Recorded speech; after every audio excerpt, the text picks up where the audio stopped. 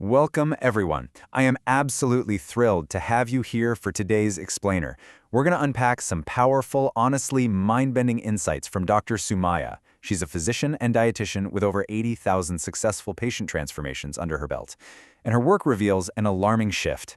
Basically, our fundamental perception of eating has been flipped completely upside down. So get ready, because we're going to visually map out exactly how we lost our way and, way more importantly, how we can actually reclaim our tables. Okay, let's dive into this.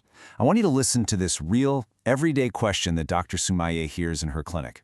This happens right after shifting patients away from fried snacks and sugary beverages toward wholesome meals. They ask, will I regain weight once I start eating normally again? Think about that for a second.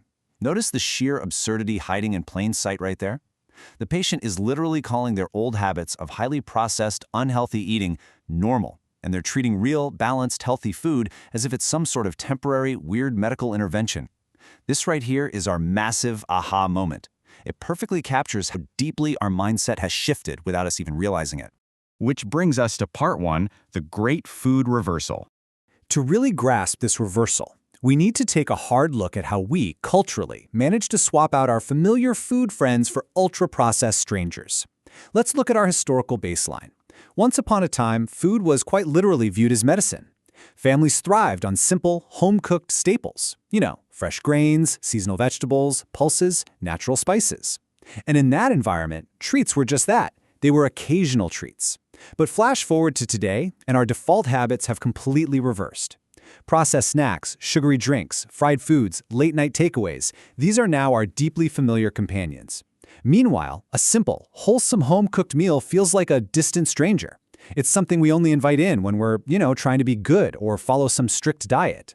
So the crucial point here is that the root problem of our modern diet isn't just about willpower. It's a massive psychological paradigm shift. Our very definition of the word normal has been completely hijacked.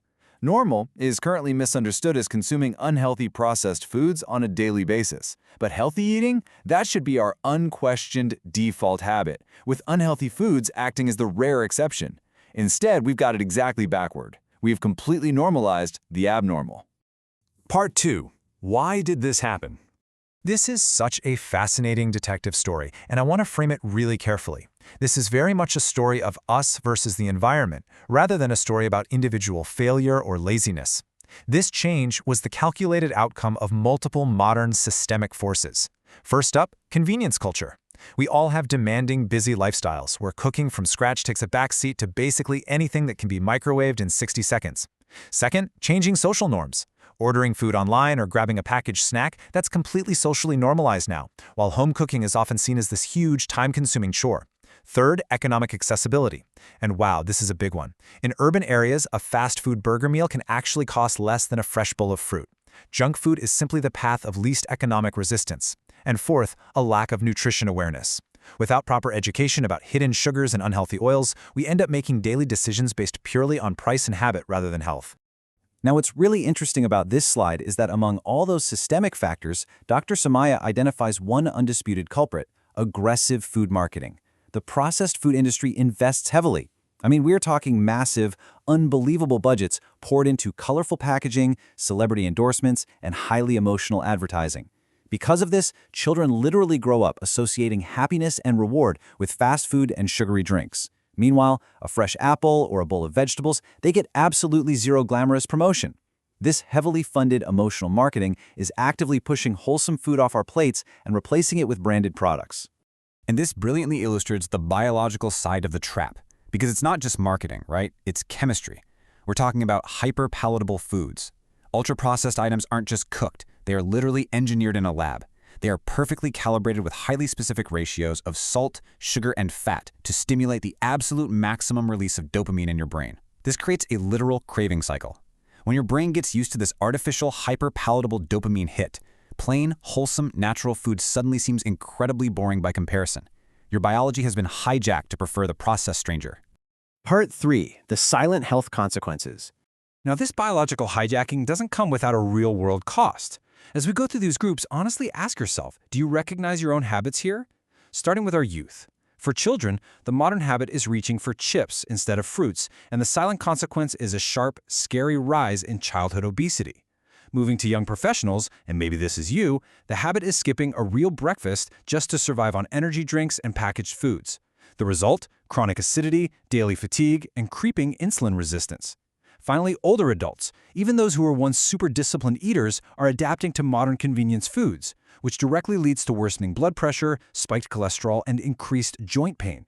Across literally every generation, the body is silently paying the price for these modern habits. Let's move to and see how this builds. Part 4, How to Reclaim Balance. Okay, so we know the history, we see the environmental traps, and we understand the consequences. So how do we flip our reality back? Dr. Soumaya provides 4 incredibly practical, actionable steps to make wholesome eating our familiar default once again. Number 1, stock smartly. Control your environment by keeping fruits, nuts, and roasted snacks handy so they become the path of least resistance. Number 2, plan your meals. A simple, traditional meal like dal roti sabzi is infinitely healthier than literally anything you can order out. Number 3, hydrate wisely. Consciously replace those aerated, sugary drinks with water, buttermilk, or infused water. And number 4, and honestly, this is crucial for long-term balance, mindful indulgence. You don't have to banish your favorite street food or treat forever. No way. Just make it a rare guest, not a daily visitor. I want to conclude our explainer today with this really powerful final thought directly from Dr. Soumaya. She says, your health is shaped by what you repeatedly do, not by what you occasionally enjoy. We need to let the body silently thank us for nourishing it well on a daily basis. Let's make healthy eating our deeply familiar friend once again, and relegate those ultra-processed, unhealthy foods to the role of strangers, where they truly belong. So as you look ahead to your next meal, I leave you with this question. Who will you invite to your table tomorrow? Thank you so much for learning with me today, and I'll catch you in the next explainer.